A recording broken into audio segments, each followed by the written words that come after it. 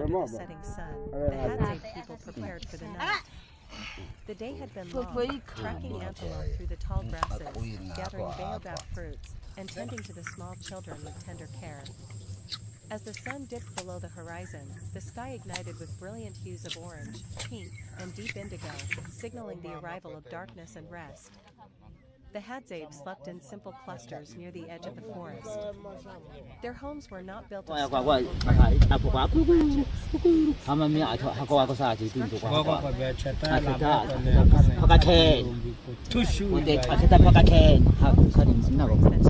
stone or whispered Cato, a young hunter, as he settled beside the fire. The spirits of the land watch over us while we sleep. A soft breeze carried the scent of dry grass and the distant water holes. The children yawned and pressed close to their mothers, eyes wide with wonder and fear of the unknown. Above, the stars gleamed like scattered seeds, the Hadzabe of the vastness of the world and their place within it. The Hadzabe locked themselves away at night.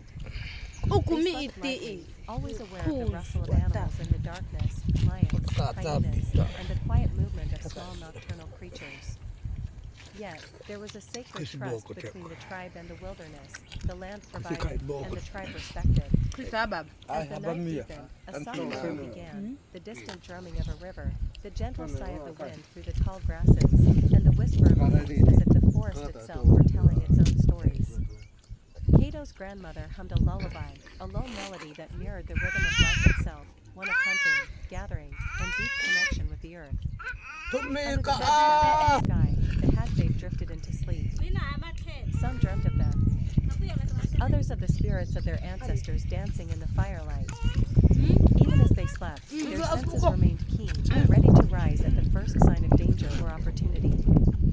Here, in this rhythm of life and night, the Hadzabe found both safety and freedom, a delicate balance between the seen and unseen. Hours passed, and the moon climbed high, silvering the plains.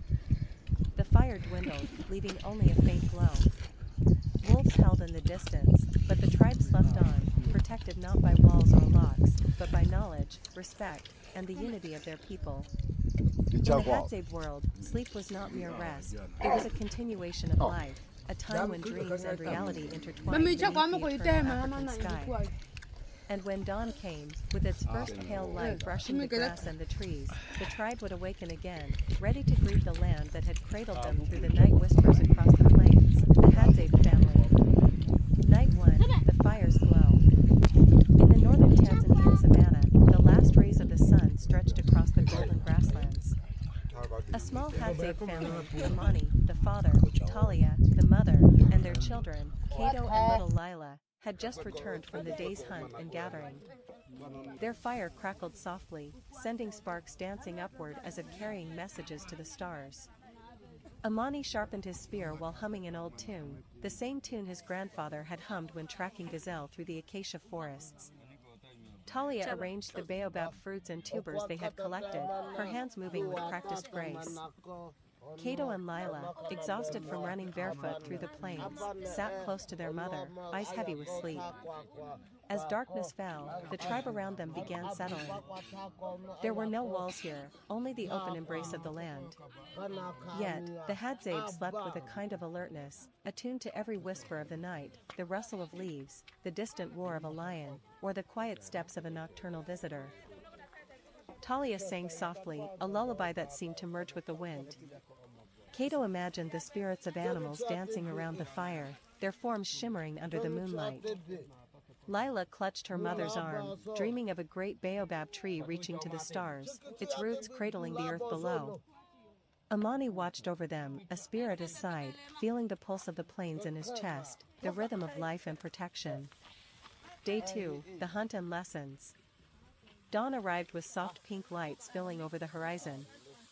The air was cool, but the grass shimmered with dew.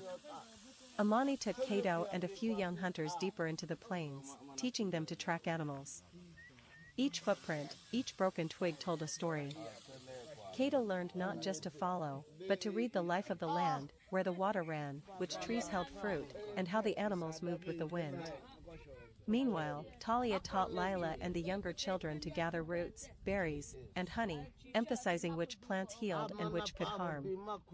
Every task carried lessons older than memory, lessons of survival, respect, and unity.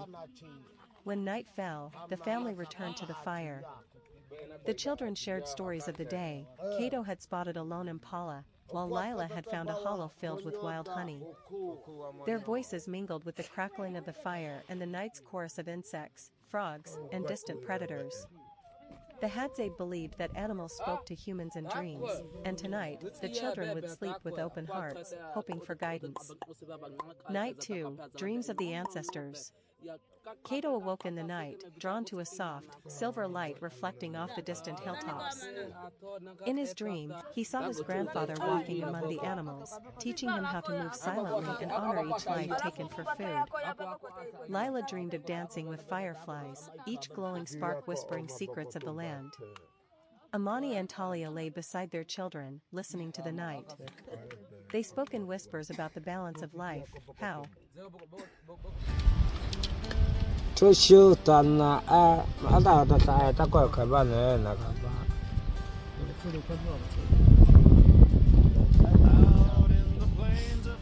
ha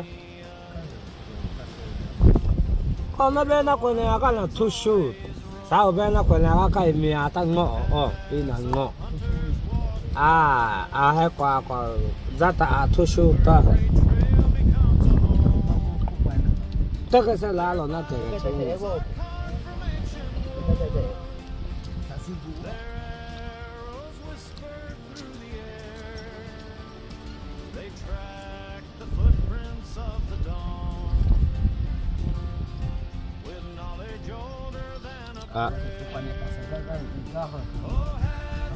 kita caranya kain.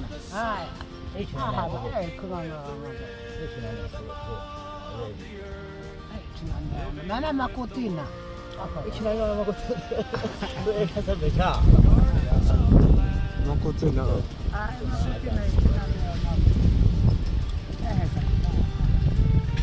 show it here. Kothar.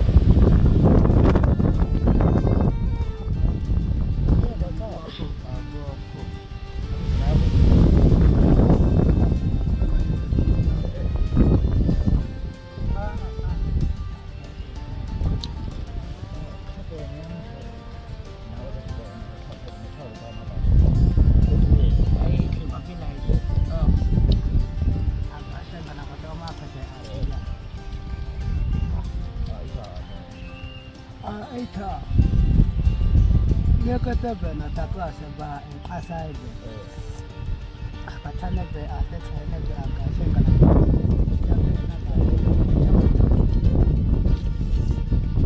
Siapa yang tak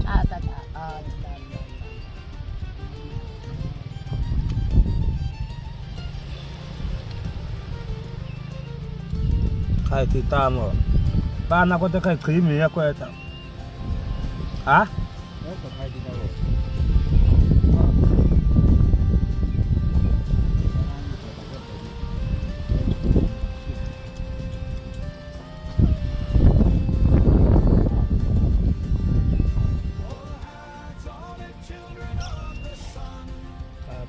Julukan ebe alak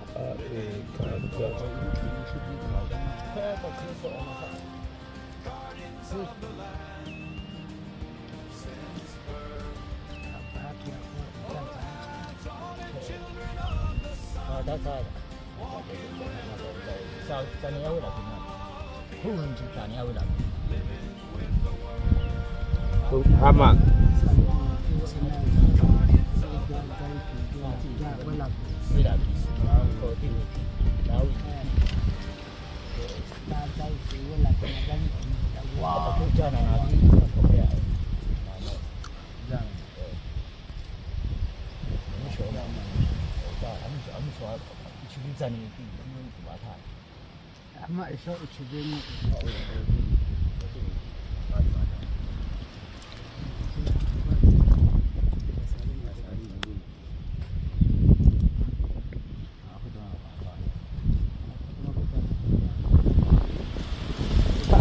pewa echa. Kwa tabe ama na bena. Na bena na wa isa on. Wa ina ma on wa. Na bena. Kwake mapambano likileta akala eti la kazi kata. Una ahadzako.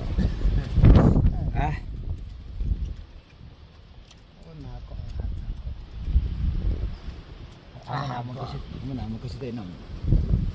Mana ungko. Ungko lo ane ako. Na. Ito ang pangpang mo na pangpang ako kung daw mo isa. Ase ka ko au kwa ko ila lo ka o ya kwa ka pe na ya kwa mai ka ka ki hi. Klase ko ku. Ka ma ka ka.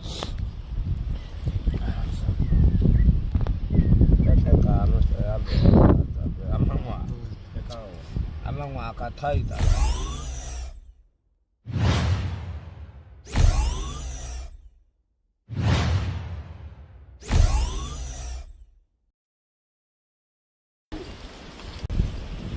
Wako bita sasa ime pe amana kwete chita pakoba.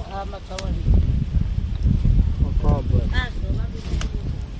Hello tende. Ako itu aya ikama te bakato. Zachi. Upi yako milimoda tina. Kuni atona bako. Lamikae. Amate tena ama ya kupana.